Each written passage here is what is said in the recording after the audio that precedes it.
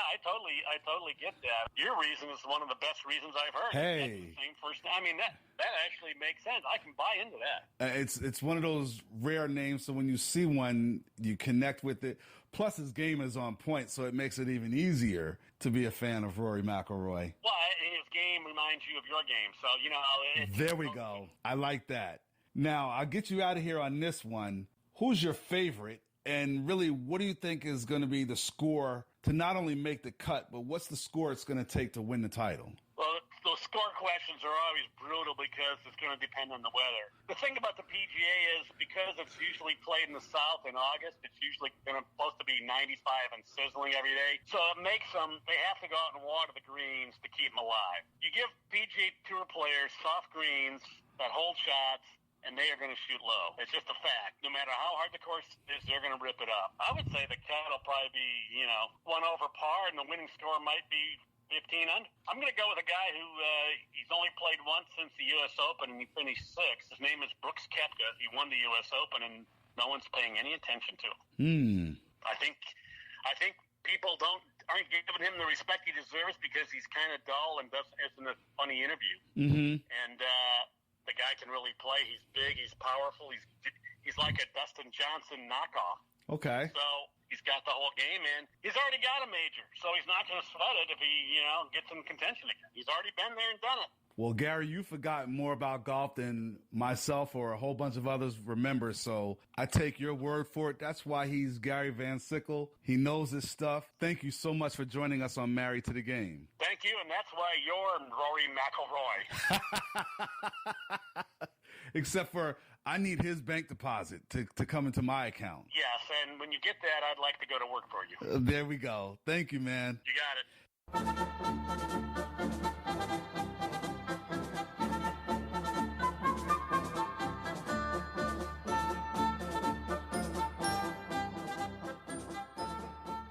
You're always hearing me talk about how football pushes the meter. From a rating standpoint. Preseason opener kicks off this week. But nobody really cares about preseason, though, right? That's why you're the casual fan. Because we're all a buzz about preseason football. Are you serious? That's wins and losses don't even matter. It's all about player evaluation when it comes to preseason. Staying healthy, ironing out the wrinkles. You'll work on some plays that they may do a play that they won't run again until week 10. So y'all all really worked up about preseason. So that's why you've been all really giddy and happy. Football is back. You know what? Slow turtle mean. There you go. Now, money matters. That's something you can relate to. Yeah, partner. Come on. So some players are battling for starting positions, even second-string position, and low-round draft picks. They're fighting for their spot on the roster. Oh, so, okay. You got drafted in the 4th, 5th, 6th round. So preseason is when you're like fighting for that position. Yeah. And as you say, it's all about the money. See, now you got me. Because if you're a low-round pick, I'm trying to go up so I can get more money. Some of those guys, they want to make a name for themselves, so they'll try to do a little bit extra. Now that's drama. I'm going to try to make an extra hit. Yes. Or I'm going to do some dipping moves after the whistle blows. So it's all about who trying to cut who. The coaches and the staff, they're all evaluating the talent. Some guys, the untouchables, the starters, they have solid foot. I like drama, so come on. But position battles, you got to love it because folks are going all out. It's paychecks. Now that you see how this whole thing breaks down, it's serious. I see. The starters, the superstars of the team, they'll play a few downs, then they'll sit out the rest of the game. Key is to get a good workout. Just like you go into the gym, you just want to get a good sweat, get the heart pumping, sit out, don't get hurt. But that's what I was going to say. You don't want to do too much, though, because you don't want to get hurt in the preseason. Now, it's preseason, the games don't count, and the good guys aren't playing the whole game. But the tickets cost the same as a regular season game. No. You're not getting a discounted. Are you serious? This is business. So you mean you get 8 regular season home games, 2 preseason games. That's 10 games at your home venue. So they charge the same price for a regular season game? Absolutely.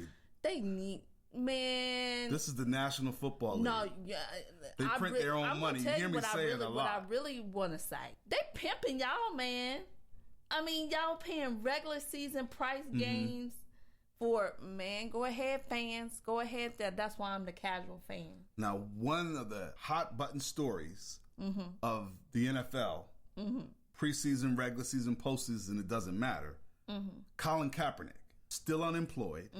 There's a lot of quarterbacks of which he is better than as far as the second string. I won't say as far as the starters in the league. There's some where he's on even level with and some he's clearly below. He still doesn't have a job yet as far as the National Football League goes. We're going to dive deeper into that issue in upcoming shows and really break it down and peel the layers behind all of the nonsense of why somebody's political opinions and position is costing them from playing in the National Football League. But back to the games. All right. On a personal interest, we're here in Atlanta, so we like to follow the hometown squad. The Atlanta Falcons are playing the Miami Dolphins August 10th. On August 11th. Come on. What's on August the 11th, hon? Steelers at Giants. Your team against my team. It's preseason. Who cares? I just don't want anyone to get hurt. Loss, it doesn't matter. Now for some reason, I kind of care about the preseason game. Steelers and Giants. It means nothing. Really? This is one time in our household where we can have a rivalry here. See, that's why you're the casual fan, because since we've been married, the Giants and Steelers have played each other. It's preseason. I'll be glued to the tube. I'll wave hello as you're passing by the living room.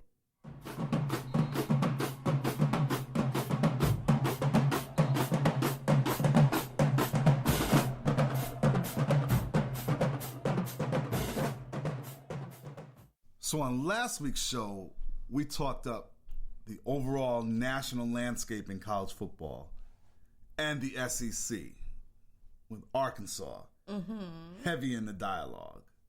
Thank goodness we're done with that, so I don't have to hear any pig suey chants. You know you like those pig suey chants. From Arkansas? You already know. Don't even try to act like you don't. You be asking for them on the sly. Go ahead. We're keeping our theme rolling by previewing the Power 5 conferences. This time we're going to get in the car and head up north to Big Ten country. You got some Wisconsin ties. We got family in Milwaukee. Yeah, I spent many summers in Wisconsin. And Indiana, you hung out in Indianapolis. Indianapolis, Indiana. That's where my best friend lives. So shout outs to our listeners in Wisconsin and in Indianapolis. The Big Ten featured 4 schools in the top 25 rankings, really in the top 10 last year. They got 4 teams in the coaches poll this year, with Ohio State coming in at number 2. Is that the Buckeyes? Buckeye, yeah. Now, lots of folks got the Buckeyes winning it all this year. They're always deep. They always keep them a roster. Penn State, they're reemerging as a team on the national radar. Now, I like James Franklin. He used to be the head coach at Vanderbilt. But I don't know about Penn State. I still got issues with Penn State, too. I mean, I don't know. Thank God we're far removed from those horrific incidents with Joe Paterno. Yeah. But still. It's really hard. I'm glad we're on the same page there, because I thought it was just me. Yeah. Then there's the University of Michigan, the maize and blue. I love their colors. From a football standpoint, they were in a discussion for the national championship going all the way up to the end of the year. Then they lost to Ohio State. They lost a lot of guys to the NFL. So it's going to be interesting to see what type of team they field this year. For me, it's just going to be interesting just to see the cool colors. And then their arch rival, Michigan State. Are they going to be able to bounce back? Because they were good in 2015. They fell off the map last year. What are they going to do this year? Wait, what? Michigan, what? Michigan.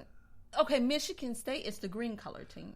Yes. And then the other Sparty. Michigan is the pretty color team that I like. The maize and blue. Okay, so I really only care about the amazing blue. Go amazing blue. Maize and blue, not amazing. Maize and blue. You can tell I'm a novice. Well, Chris Solari of the Detroit Free Press, he knows the Big Ten from top to bottom and all spots in between. Cool to catch up with him and break down the league. Check it out. Chris Solari from the Detroit Free Press, thank you so much for joining us on Married to the Game. Glad to be here. It's it's obviously just getting in that football mode here. And, oh, yeah. Coming off our vacations, getting away from from life away from the game. So it's nice to get back to it and kind of start it anew and kind of have it. It's great because you have a honeymoon every year around this time of year. Exactly. Well, it's hard not to start a Big Ten conversation without mentioning The Ohio State University. What's the feedback that you're getting for the Buckeyes for the 2017 season? Well, there's no question that they're going to be up there. Really, when you look at what they return, they obviously have Urban Meyer, which right there. I mean, anytime you have Urban Meyer at the helm, it's going to be a very good team. You know that all the way back to his Florida days. Mm-hmm. But I think the biggest thing too is having the quarterback position settled, and that's one thing right now at the Big Ten. You look at both in the division, just in their side of the division with Michigan State and Michigan, there's a number of quarterback changes that are going on. Mm-hmm. To have J.T. Barrett, to get him back healthy, to not have anybody looking over his shoulder, I think that's critical. They got a good running game. Mike Weber is a guy that folks around Michigan have known for a number of years, and he could be primed for a breakout year. So I do believe that, when you couple all of that with the defense, I think from an offensive standpoint too, bringing in Kevin Wilson from Indiana gives them some really significant scheming advantages and could change that dynamic. But Michigan, that Ohio State's defense is going to be very good. Greg Schiano was able to do some things last year, and mm-hmm. They lost a bunch of guys. Yeah, but it's Ohio State. They just reload. Yeah, and I think that's going to be, if there's anything that I think could be, I don't want to say problematic with them, it'll be their defense. They'll have to have the defense to play up to par. But I think right now, when you just look at it going into the year, they are, to me, the clear-cut favorite to win the Big Ten. Michigan is always up in discussion, too. That was a great game last year. That's right there in your backyard. What's the outlook for the Wolverines this year? Well, Michigan, the one thing about Michigan is they lost quite a bit from last year's team. Yes. They obviously lose a number of guys to the NFL. They lost a huge senior class.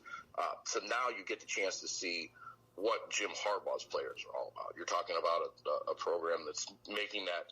This is kind of a transition year in a lot of ways for Michigan.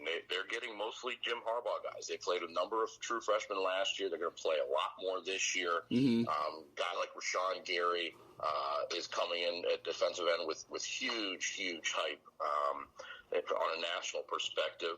The question with them is, what are they going to do on offense? Because there's no guarantee that Wilton Spate's going to be the guy at quarterback again. Okay. Jim Harbaugh's I guess he kind of used the phrase rolling out the footballs and letting Spate and Brandon Peters and they have an open quarterback competition again. That doesn't mean that Spate won't be the guy. I have a feeling he will be for game one. But if Peters can make a push, that's Harbaugh's guy.